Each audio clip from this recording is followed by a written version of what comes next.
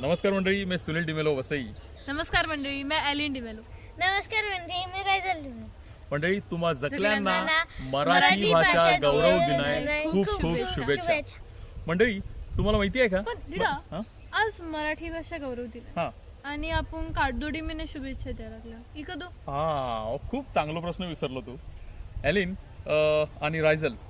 मराठी भाषा जी समृद्ध झाली, जी श्रीमंत झाली, ती या बोलीभाषामुळेच. म्हणजे आपली जशी कादोडी आहे, तर ही बी लोकांची वऱ्हाडी आहे, मालवणी आहे, अहिराणी आहे, आपली आगरी आहे, वाडवळ भाषा आहे, कोळी भाषा आहे.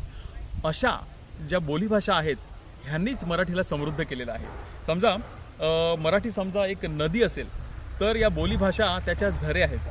म्हणजे हे झरे समजा आटले तर ही नदी देखील प्रवाही राहणार नाही, तिला एका डबक्याचं स्वरूप येईल आणि मग ती आटून जाईल. त्यामुळे बोलीभाषा ह्या कोणत्याही भाषेचा जीव आणि प्राण असतात, कारण त्याच त्यांना नवनवीन शब्द पुरवत असतात.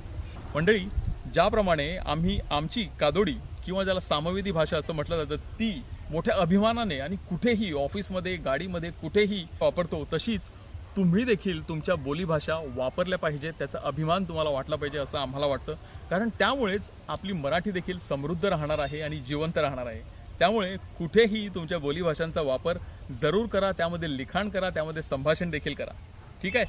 तर पुन्हा एकदा तुम्हा सर्वांना मराठी भाषा गौरव दिनाच्या खूप खूप शुभेच्छा. धन्यवाद मंडळी.